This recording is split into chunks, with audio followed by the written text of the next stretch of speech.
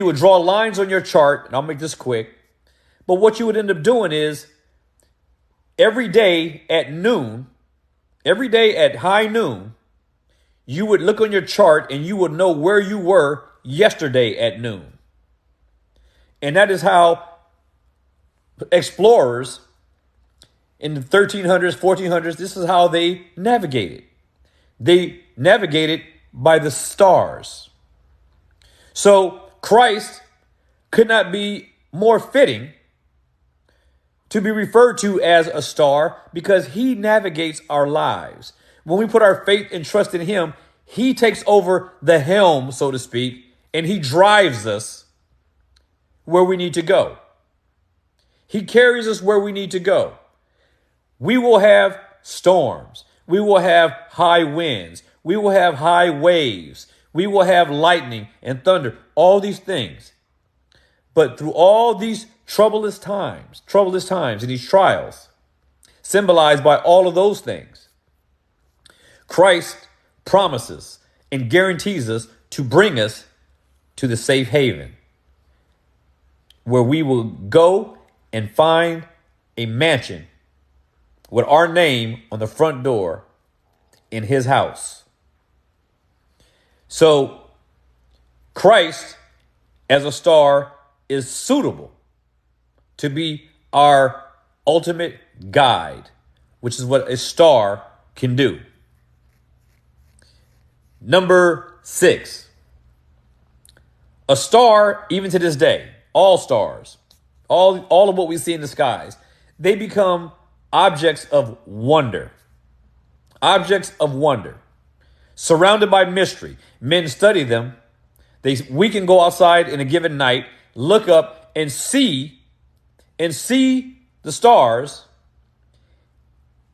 millions or billions of miles away, however far the nearest star is away.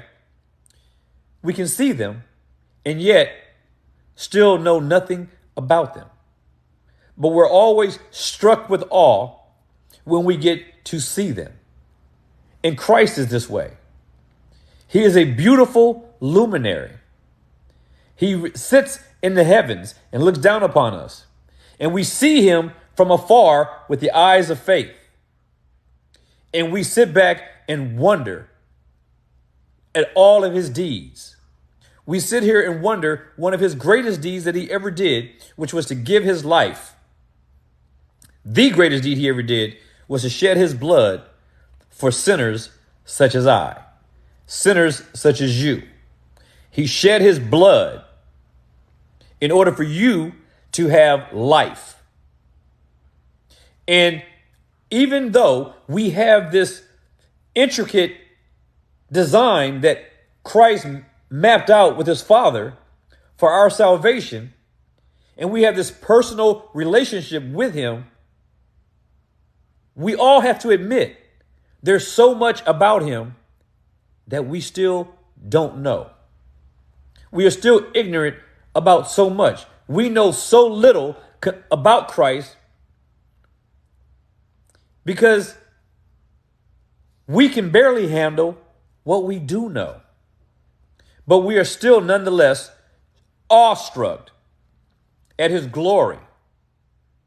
We're still awestruck at his awesomeness. We're still awestruck at what he's done on our behalf.